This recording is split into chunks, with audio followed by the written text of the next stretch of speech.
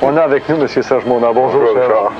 Bon, moi, en fin de compte, pour bien situer ceux qui nous regardent dans le contexte de ce rapport-là, des journalistes américains m'avaient envoyé un dossier.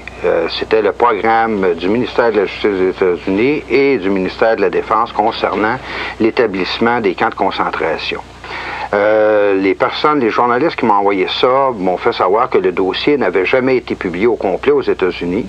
Il y avait le directeur du Oakland Tribune en 1976 qui avait fait un article sur un des paragraphes, en fin de compte, concernant ce dossier-là. Malheureusement, une semaine après, sans qu'on sache pourquoi, il était mort. Donc, le document original en anglais, qui était en caractère très serré, n'a jamais été publié intégralement aux États-Unis. Et lorsque les journalistes m'ont envoyé ça, ils m'ont demandé, ils ont dit, écoute, Serge, on aimerait savoir ce que tu en penses, puis que tu puisses faire des vérifications sur un dossier qui est réel et qui est croissant en même temps. J'ai fait des recherches, j'ai appelé à plusieurs endroits à travers les États-Unis et en Australie. J'ai reçu d'autres documents, soit d'ordre économique ou dans d'autres domaines, au niveau militaire, policier et autres, et qui m'ont confirmé qu'effectivement, non seulement il y avait un programme d'établissement de camps de concentration, mais que celui-ci était beaucoup plus élaboré que le document original le laissait croire au départ. La façon que ça a été organisé, ça passe inaperçu, dans le sens que la majeure partie de ces camps-là sont situés soit à proximité ou à l'intérieur de bases militaires américaines, mais ce qui est quand même bizarre, comme celle qui se trouve en Floride, c'est que dans une base militaire, dans une prison militaire, on retrouve des prisonniers de droit commun au niveau civil.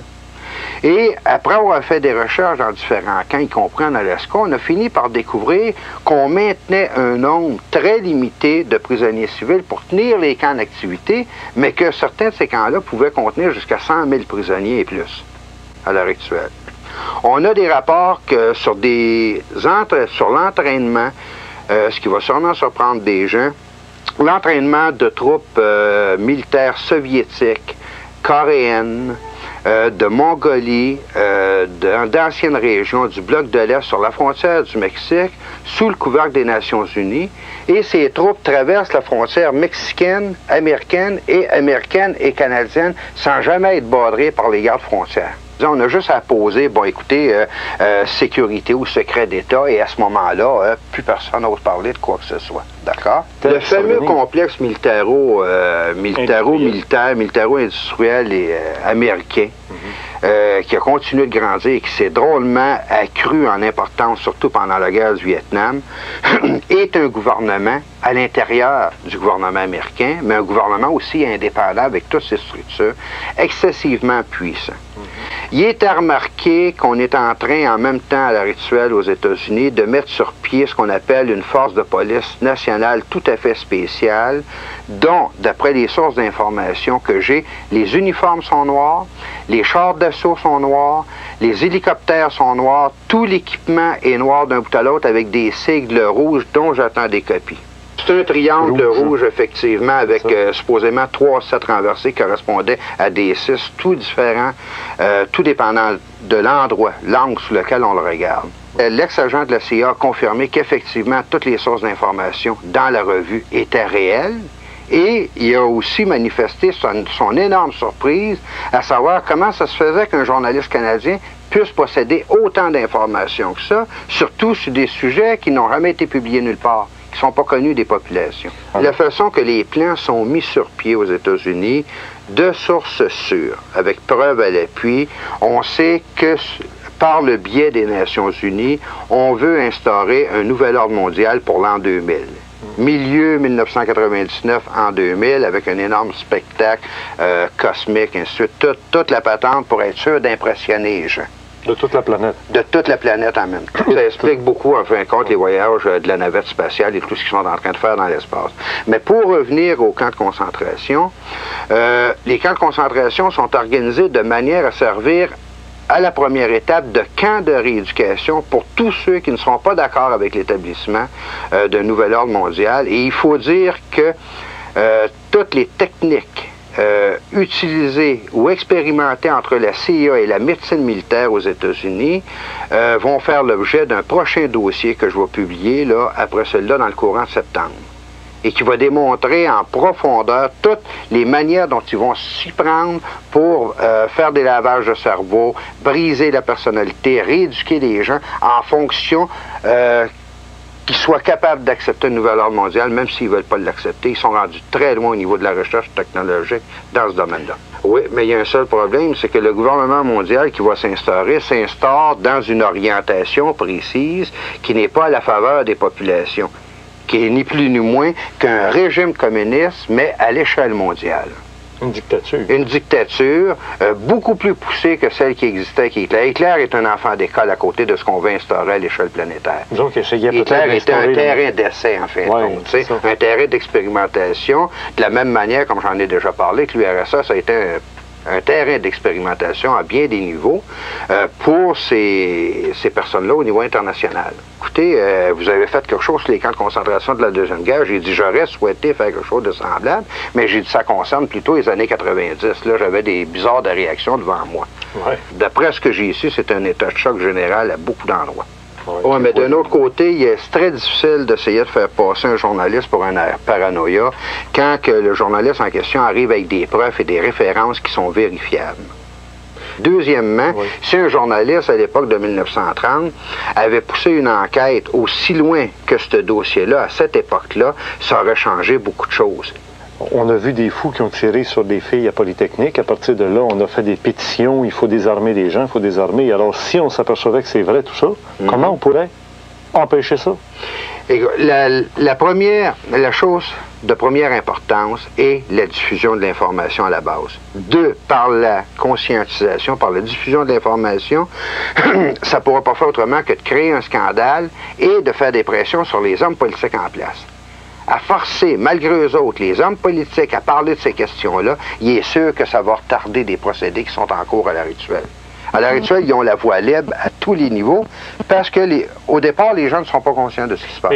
Leur plus grande peur est que les populations deviennent conscientes parce que ça va être beaucoup plus difficile de l'instaurer parce que les gens vont commencer à s'organiser par eux-mêmes à ce moment-là. On a dérégionalisé sur toute la planète et on a juste à regarder les cartes, en fait, compte géographiques de 1930 au niveau agricole et les cartes géographiques au niveau agricole de 1990 pour se rendre compte de quelle manière on s'y est pris au niveau planétaire pour ramasser les gens au niveau des villes. Leur enlever tout moyen d'indépendance. D'autonomie. D'autonomie, d'indépendance. Le premier but du gouvernement mondial, soit en désarmant les gens, soit en les ramassant à l'intérieur des villes, c'est de les rendre dépendants, absolument. Il n'y a rien de pire pour eux autres que des personnes qui sont autonomes et qui sont capables de se débrouiller par eux-mêmes. Il y a des fraudes invraisemblables dans le milieu pharmaceutique à l'heure actuelle. J'ai reçu des documents là-dessus et je vais en parler dans d'autres émissions à un moment donné où les compagnies, les multinationales pharmaceutiques s'organisent de manière à ce que les médecins privilégient des médicaments et les prescrivent à des gens, même s'ils n'en ont pas de besoin, afin de faire fonctionner ces compagnies pharmaceutiques-là et, dans un autre temps, pour que ces gens-là soient dans une espèce de léthargie sans être capables de trop réagir. Écoutez, ça va bien, on est calmé, on ne connaît pas la source, par exemple, de nos problèmes, mais au moins on est calmé pour être capable de les supporter. Non, mais personne non plus aime se faire conduire ou se faire diriger contre leur volonté. Et c'est ce qu'on est en train d'instaurer à l'heure actuelle. Je vais te dire une chose après des documents que j'ai reçus dernièrement. Juste au niveau de la famille, l'orientation du gouvernement mondial va permettre aux femmes et aux familles de pouvoir garder les enfants qu'ils vont enfanter, en autant que les parents vont leur donner une éducation et une orientation avec les principes d'un nouvel ordre mondial. Toutes les familles ou les femmes qui ne seront pas d'accord de donner une éducation semblable selon les principes établis internationalement, à ce moment-là, les enfants vont être enlevés pour être éduqués dans des centres spéciaux. Et à l'intérieur duquel, on va voir exactement qu'est-ce que le nouvel ordre mondial privilégie, encourage comme orientation et de quelle façon qui s'est organisé par la manipulation psychologique des populations à leur faire croire que les valeurs qu'ils possédaient auparavant sont maintenant des valeurs dépassées. C'est pour ça qu'on appelle ça nouvel ordre mondial, nouvelle forme de pensée, nouvelle orientation, nouvelle technologie. Tout est nouveau, donc, par rapport à quelque chose qui est considéré comme ancien. Et Et c'est là que c'est dangereux, parce que si on regarde une des choses qui a été faite au niveau de l'instauration de ces camps de concentration-là, c'est qu'on a même commencé à changer le système judiciaire aux États-Unis, et semble-t-il au Canada aussi, de manière à ce que la personne qui croira dans sa nationalité, qui sera nationaliste, va être considérée au niveau des nouvelles définitions comme une personne étant atteinte de troubles mentaux. Et les lois sont organisées de telle manière que la personne qui aura soit des croyances religieuses, la personne qui croira dans sa nationalité ou dans ses traditions, on va la considérer comme une personne atteinte de troubles mentaux et potentiellement capable de violence à cause de ça, parce que venant, en fin de compte, d'une tradition passée par laquelle ces choses-là ont déclenché de la violence à travers l'histoire. Et à partir du moment que cette personne-là est considérée comme, juste considérée, il n'y a rien de prouvé, là, on lui enlève tous ses droits pendant une période de 90 jours, elle n'a plus droit à avoir un avocat pour se défendre, tous ses biens sont saisis, les comptes de banque sont gelés, tout, et à ce moment-là, on peut faire ce qu'on veut avec la personne, elle n'a même pas la possibilité de se défendre. Et ces lois-là sont à l'heure actuelle en vigueur aux États-Unis. Et c'est ce qu'on est en train de faire. Tout est en place à tous les niveaux. On est en train de tout instaurer, de changer le système judiciaire, les lois, sans que les populations s'en rendent compte, parce que pendant ce temps-là, on leur donne du pain et des jeux. On leur donne des loteries, on leur donne n'importe quoi pour qu'ils ne prennent pas le temps de réfléchir, de voir qu'est-ce qui se passe. C'est ceux qui veulent instaurer le nouvel ordre mondial. Par exemple, au niveau des Nations Unies, ceux qui font partie de la commission trilatérale, si on veut mettre des noms comme Rockefeller, Rothschild, les Illuminati, la franc-maçonnerie internationale, ce sont eux qui sont en train d'installer ce nouvel ordre-là.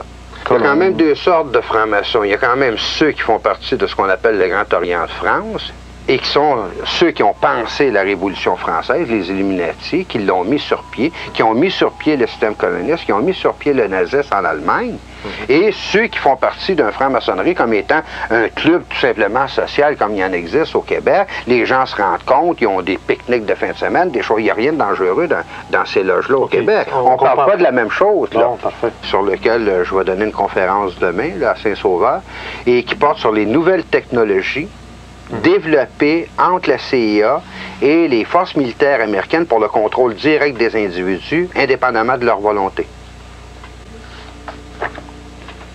Merci, Serge Monard. J'espère que vous serez toujours vivant. J'espère moi aussi.